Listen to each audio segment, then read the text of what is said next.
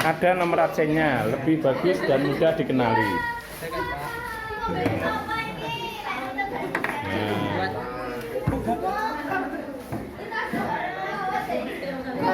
Assalamualaikum warahmatullahi wabarakatuh. Waalaikumsalam warahmatullahi wabarakatuh. Selamat siang teman-teman. Kembali lagi bersama 9A dengan tema 9A tampil pede. Berikut pertama adalah penampilan dari kelompok demokrasi. Berikut adalah anggota dari kelompok demokrasi.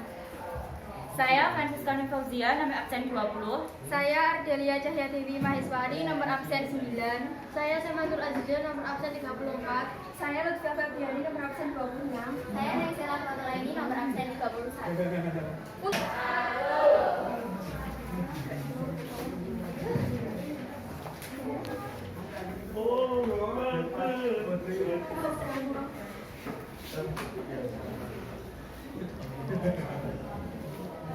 Jadi di sini saya akan menjelaskan bab 3, yaitu Kedaulatan Negara Kesatuan Republik Indonesia. Jadi sebelumnya saya akan menjelaskan mengenai pengertian dari kedaulatan.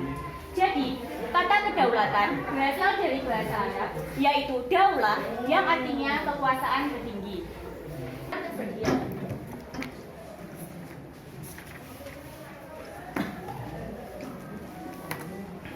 Kedaulatan itu sendiri mempunyai 4 sifat. Yang pertama yaitu asli. Artinya, kedaulatan tersebut tidak berasal dari kekuasaan lain. Yang kedua yaitu permanen. Berarti bahwa kekuasaan tersebut tetap ada walaupun pemerintahannya sudah berganti. Yang ketiga yaitu bersifat tunggal. Yang mana kedaulatan tersebut merupakan kedaulatan satu-satunya dalam suatu negara. Yang keempat yaitu tidak terbatas. Berarti kekuasaan tersebut tidak dipengaruhi oleh kekuasaan lain.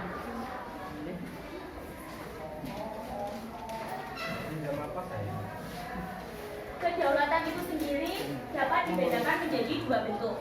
Bentuk yang pertama yaitu kedaulatan ke dalam. Berarti bahwa bangsa yang merdeka memiliki kekuasaan untuk menyusun dan mengatur organisasi pemerintahan sendiri menurut kehendak bangsanya sendiri.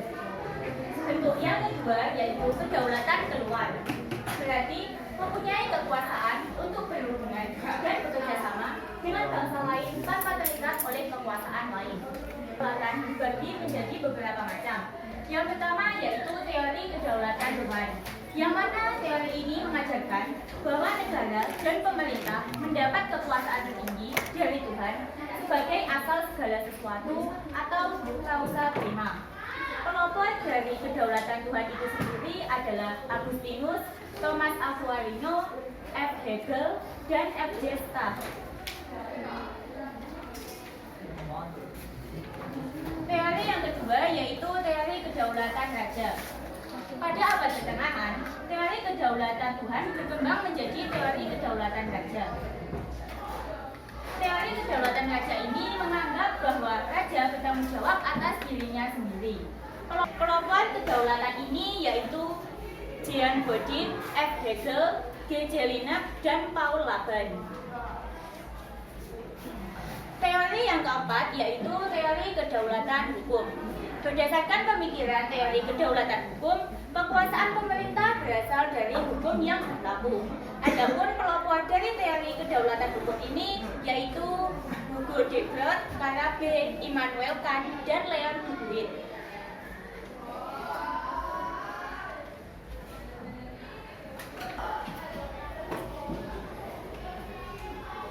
Yaitu kekuasaan yang mempunyai peran untuk membuat peraturan perundang-undangan. Yang kedua yaitu kekuasaan eksekutif, yaitu kekuasaan yang memiliki peran untuk melaksanakan peraturan perundang-undangan.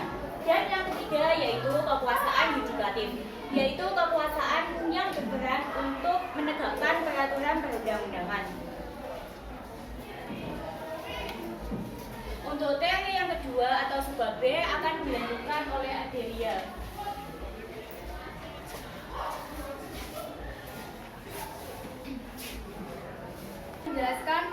2B yaitu bentuk dan prinsip kedaulatan negara Republik Indonesia.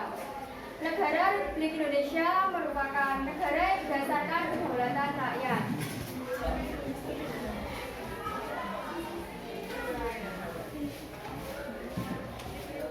Terdapat prinsip-prinsip kedaulatan.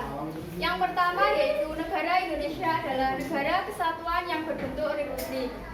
Yang kedua yaitu kedaulatan berada di tangan rakyat dan dilaksanakan menurut Undang-Undang Dasar. Yang ketiga yaitu negara Indonesia adalah negara hukum. Yang keempat adalah presiden tidak dapat membekukan atau membubarkan DPR. Yang kelima yaitu menteri-menteri diangkat dan diberhentikan oleh presiden. Dan yang terakhir yaitu MPR hanya dapat memberhentikan presiden atau wakil presiden dalam masa jabatannya menurut undang-undang. Di sini Budiarjo mengemukakan syarat dasar untuk terselenggaranya pemerintah yang demokratis di bawah rule of law. Yang pertama,